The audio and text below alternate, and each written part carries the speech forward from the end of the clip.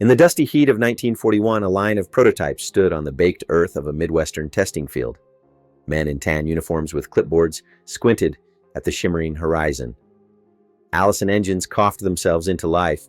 The propellers of a new fighter spun up and the test crew signaled it forward. It was a curious machine. Its nose was sleek and pointed, its canopy hinged at the sides like a pair of automobile doors, and its engine was hidden somewhere behind the pilot's head. When the pilot throttled up, the ground shook and the propeller thrust pulled the machine forward. It lifted into the air and began a climb toward clouds that seemed too far away. On the ground, one engineer scribbled in his notebook, "Climb poor above 12,000 feet, recommended evaluation at low altitude." Another muttered a phrase that stuck around the hangars. They called it the flying coffin, and they weren't wrong.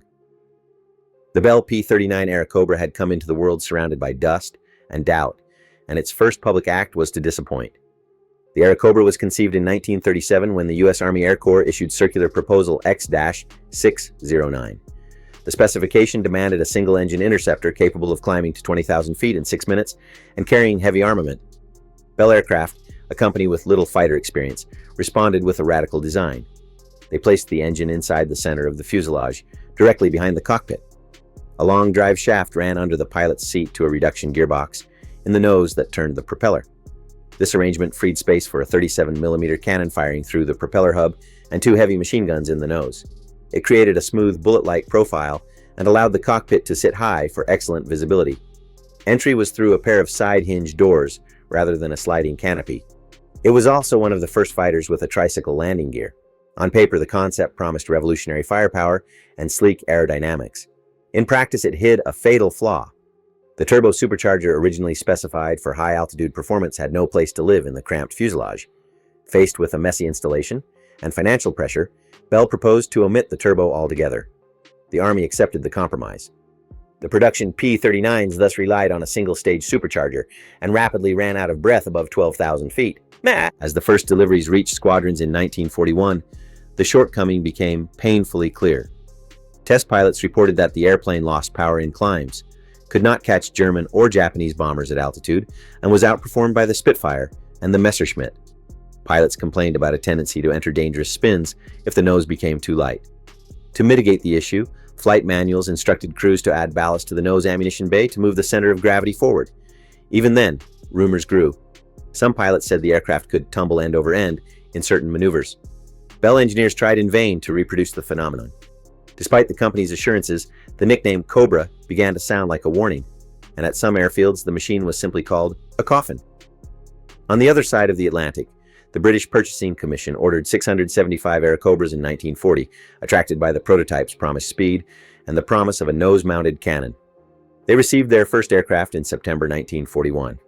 After a single combat mission by No. 601 Squadron, in which 4 Airacobras attacked barges near Dunkirk, the Royal Air Force declared the type unfit for Western European conditions.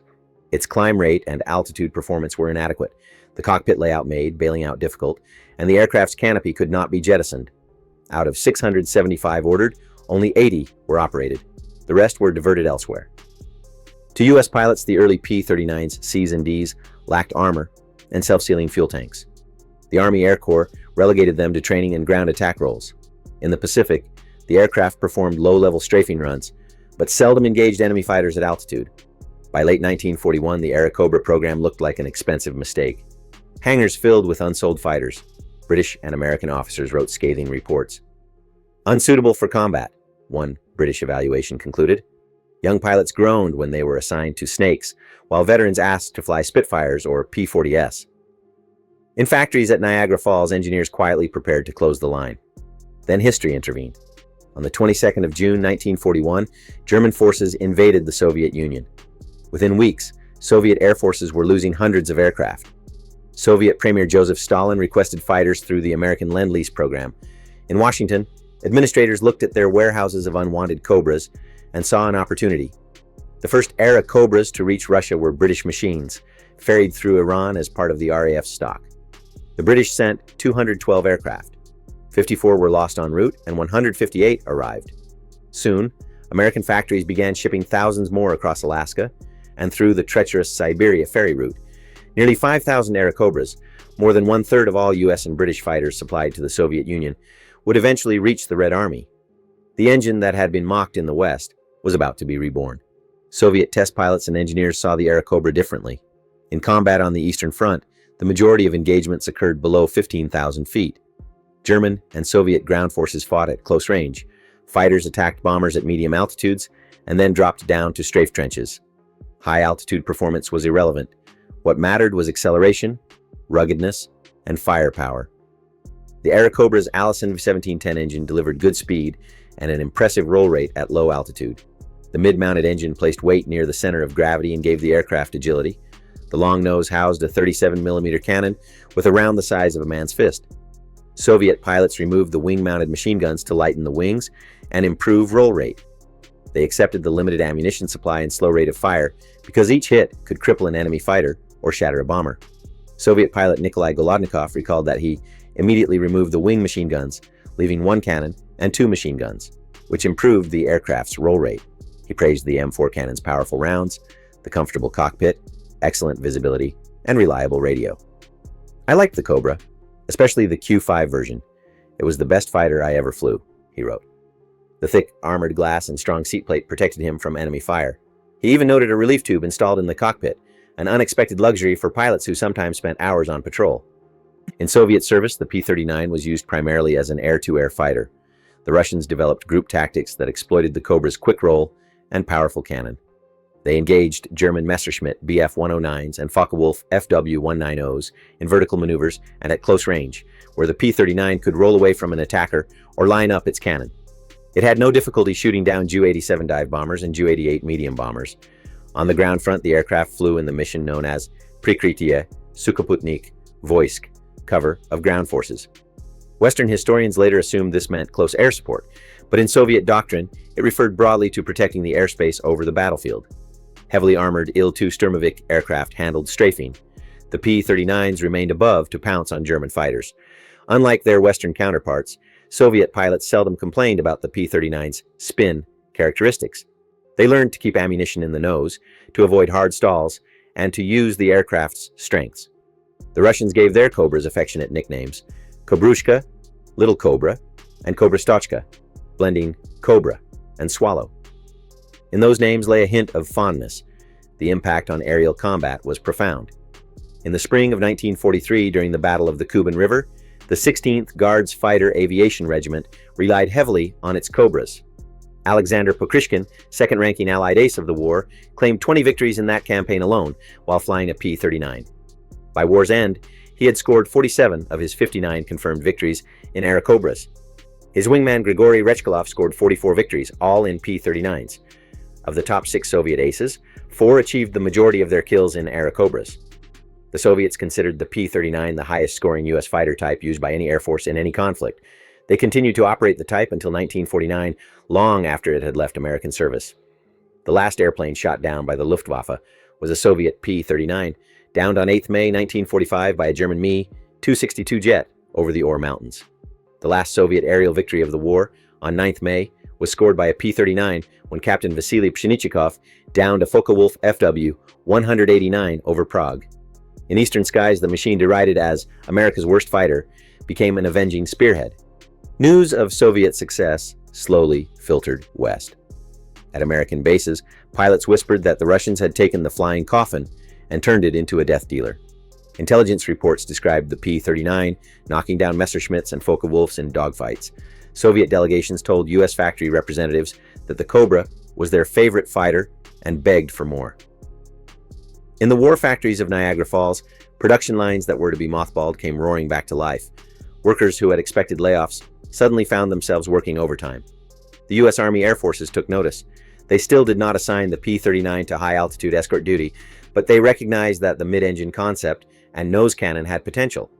Designers at Bell began work on an improved version with a laminar flow wing and more power. The result? The P-63 King Cobra retained the Airacobra's drive shaft and cannon arrangement and incorporated the lessons learned in Soviet service. Although it arrived too late for combat in World War II, it would see service after the war and influence future fighter designs. The idea of placing the engine behind the pilot to clear the nose for sensors and weapons would reappear in jet aircraft, where designers placed radar and missile systems in noses and engines amidships. From an engineering point of view, the Airacobra was a bold experiment. Its unique layout defined its strengths and weaknesses. In traditional fighters, the engine sits in the nose, providing weight for a propeller at the front and leaving the fuselage free for fuel and systems. The P-39 reversed the pattern. Its 1,150 horsepower Allison V 1710 V12 engine sat directly behind the cockpit. Power traveled forward through a 10-foot-long drive shaft that passed under the pilot's legs to a reduction gearbox in the nose. Engineers used two sections and a self-aligning bearing so the shaft would flex with the fuselage under high G maneuvers. The arrangement kept the center of gravity near the pilot and allowed the installation of the heavy cannon. It also meant there was no room for a fuselage fuel tank and forced fuel into the wings. When the Army removed the turbocharger to simplify production, the aircraft became cheaper and easier to build, but sacrificed high-altitude performance. The wing center section housed radiators and oil coolers, drawing air through inlets in the wing roots and exhausting it through adjustable flaps near the trailing edge. Armor plating behind the engine protected the pilot and separated the engine compartment from the cockpit. The entire aircraft was built around the gun. Designers at Bell were fascinated by the 37mm T9 cannon, a 90-inch, 200-pound weapon developed by the American Armament Corporation that fired a 1.3-pound projectile capable of punching through nearly an inch of armor at 500 yards. Because the weapon's mass and recoil required a rigid mount on the aircraft's center line, the only place to put it was in the nose behind the propeller hub. An engine in that position would have blocked the cannon, so Bell moved the engine behind the cockpit. The result was a clean, pointed nose described as trim and clean a fuselage nose as the snout of a high-velocity bullet. On early models, the cannon fed from a drum magazine with only 15 rounds. Later variants used a belt feed system with 30. The low rate of fire, about 3 rounds per second, and the limited ammunition forced pilots to make every shot count. When the T-9 jammed, which it sometimes did, the pilot still had 4 machine guns. But when the cannon worked, one hit could tear off a wing. Soviet pilots valued the weapon.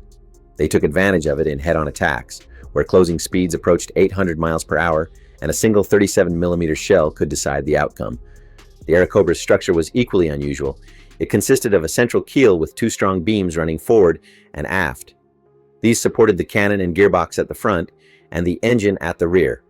A heavy arched bulkhead served as the main spar attachment and contained fireproofing and armor.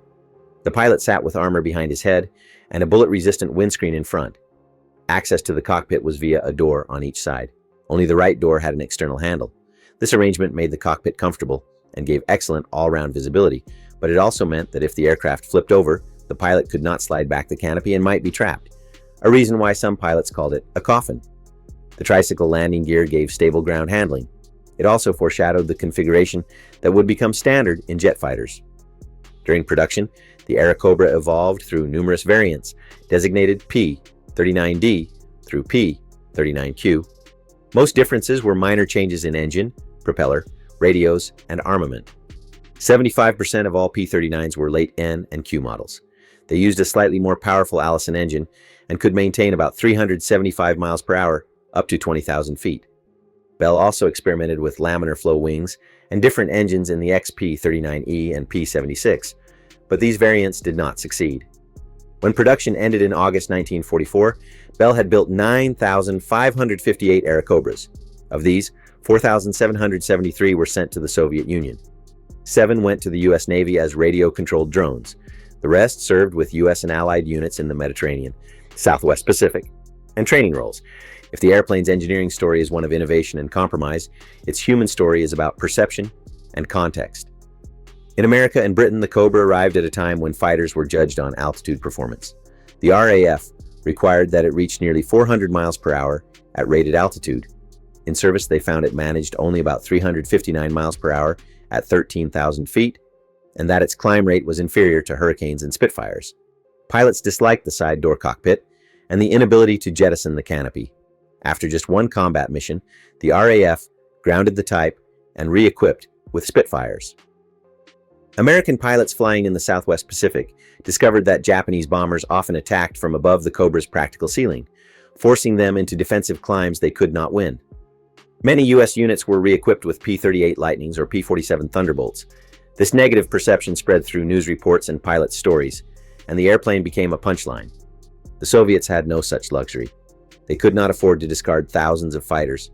They adapted the aircraft to their doctrine and environment, and in doing so, they uncovered its hidden strengths.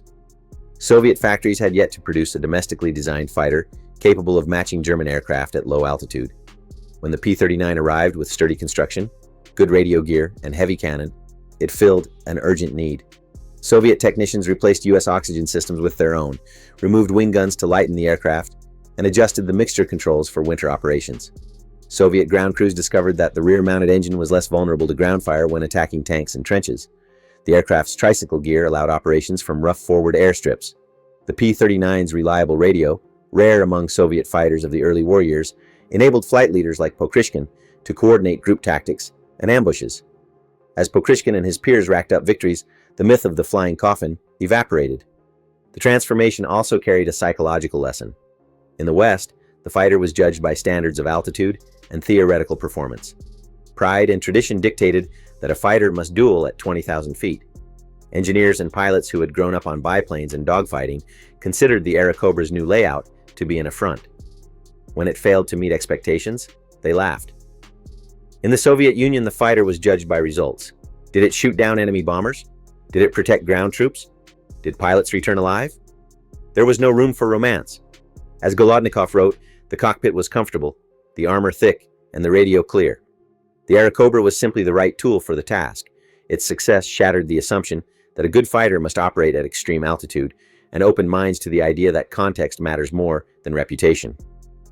By the end of the war, the Bell P-39 Aerocobra had written one of the strangest stories of any combat aircraft. It began as an ambitious engineering proposal, an attempt to marry a powerful cannon to an advanced airframe. Compromises made for production turned it into what many considered America's worst fighter. It was rejected by the Royal Air Force and marginalized by U.S. units. Yet, in the desperate skies of the Eastern Front, it blossomed into a legend. Soviet pilots used it to win battles, to guard retreating armies, and to pounce on German aces. 4 of the Soviet Union's top 6 aces made most of their kills in Cobras. Alexander Pokrishkin proved that a failure could become an ace maker. The airplane's mid-engine concept influenced the later P-63 King Cobra and hinted at the design of future jets. In the process, the Aerocobra taught engineers and commanders that innovation often produces unintentional strengths, and that failure in one context can be brilliance in another. The post-war years saw the Aerocobra fade away. Soviet units flew the type until 1949. In the United States, the remaining aircraft were scrapped or sold. Aviation historians debated whether the P-39 should be remembered as a failure or a success. The truth is more complicated. It was both. It failed to meet the expectations of 1940, but it succeeded in roles and places those engineers never imagined. Its story is a reminder that technology is not good or bad in isolation. It takes shape in the hands of those who use it. Sometimes the qualities that doom a machine in one war are precisely those that win another. A fighter mocked on an American test field and condemned on British reports became a hero in Siberian snows. The world laughed at America's worst fighter. The Soviets flew it into history. Sometimes the machine that fails in one war wins the next. They laughed, but history remembers who flew higher